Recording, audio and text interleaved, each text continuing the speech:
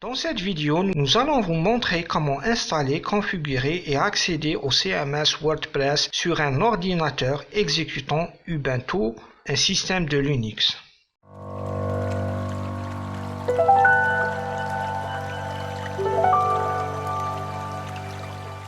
Dans cette vidéo, nous allons voir ensemble les points suivants. Premier point, changer les permissions du répertoire opt-lamp hdocs. Deuxième point, copier les fichiers de WordPress dans le répertoire opt-lamp htdocs. Troisième point, lancer l'installation et créer la base de données WordPress.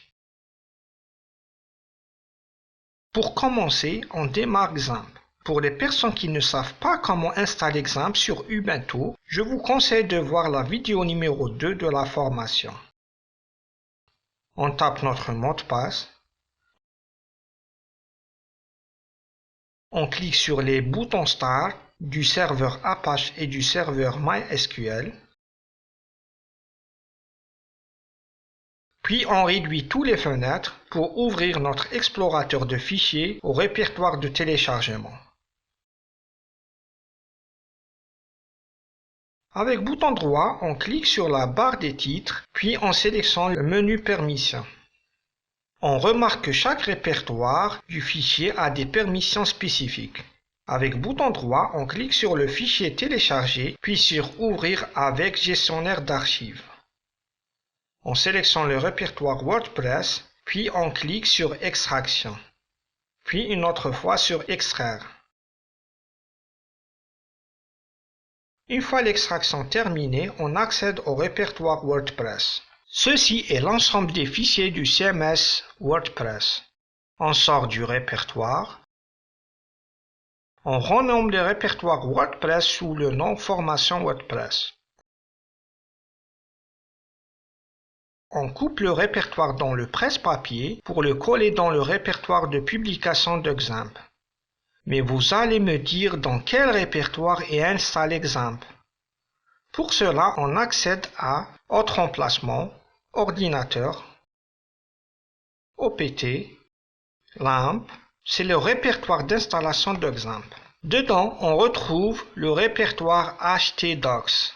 On accède à ce répertoire et on colle le répertoire Formation WordPress copié précédemment.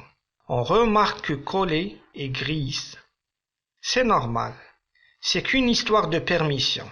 Si on retourne au répertoire LAMP, on remarque que les seules permissions qu'on a est la permission de lecture et d'exécution pour autres groupes et utilisateurs.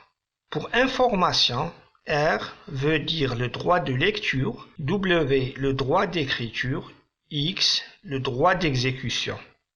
On a pour chaque fichier ou répertoire trois types de permissions.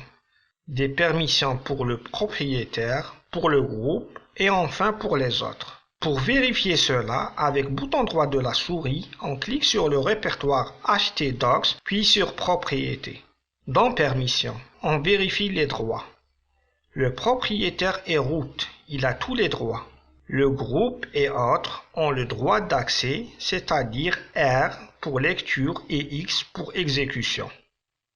Pour ajouter le droit d'écriture au groupe et aux autres, nous ouvrons le terminal, ls pour afficher le contenu du répertoire en cours, puis on tape sudo chmod 777 htdocs.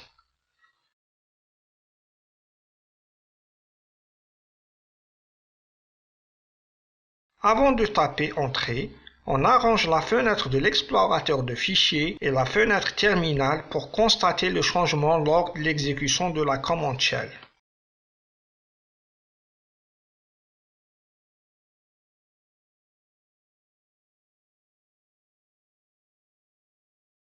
On se positionne à la fin de la commande shell et on tape Entrée. On saisit notre mot de passe. Qu'est-ce qu'on remarque? Les permissions d'écriture, la lettre W a été ajoutée au groupe et aux autres.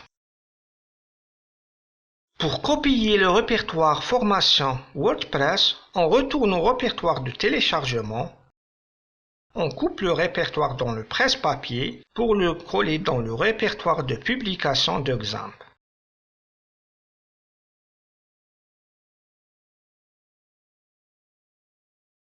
Pour lancer l'installation du site WordPress, on ouvre le navigateur Internet et on tape localhost. Le tableau de bord d'Xamp s'affiche. Très bien. Pour accéder au répertoire WordPress, on doit taper le nom du répertoire copié précédemment.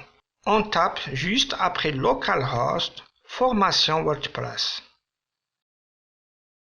Dans cette page, on nous explique qu'il faut créer une base de données MySQL avant de continuer. Pour cela, on ouvre phpMyAdmin dans une nouvelle page et on clique sur Nouvelle base de données. On saisit le nom de la base de données. Dans mon cas, j'ai choisi BD Formation WordPress. L'encodage, vous pouvez laisser par défaut. De ma part, je préfère utiliser l'encodage UTF-8-8 général-CI. Une fois terminé, on clique sur Créer. On copie le nom de la base de données dans le presse-papier. Dans l'onglet Privilèges, on remarque qu'il existe un seul utilisateur, root, et il a tous les privilèges. On retourne à la page d'installation de WordPress et on clique sur C'est parti. Dans le champ Nom de base de données, on saisit BD Formation WordPress. Pour l'identifiant, on saisit root. Le mot de passe, on laisse vide. Adresse de la base de données, on laisse à localhost. Préfixe des tables, on peut mettre un préfixe de plusieurs lettres suivi d'un tiret du 8, mais je préfère laisser le préfixe par défaut. Une fois terminé, on clique sur Envoyer. Un message nous informe qu'on doit créer le fichier wp-config.php manuellement, car WordPress n'a pas les permissions de créer ce fichier. Alors, on copie le texte du fichier wp-config.php dans le presse-papier. On ouvre l'explorateur de fichiers au répertoire de publication Xamp, c'est-à-dire Autre emplacement, Ordinateur, OPT, LAMP, htdocs.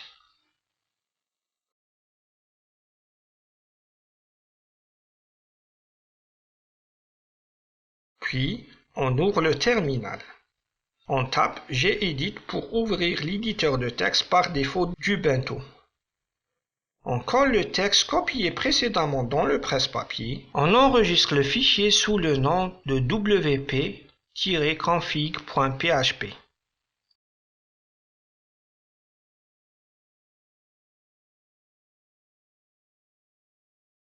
On ferme l'éditeur de texte et on clique sur Lancer l'installation.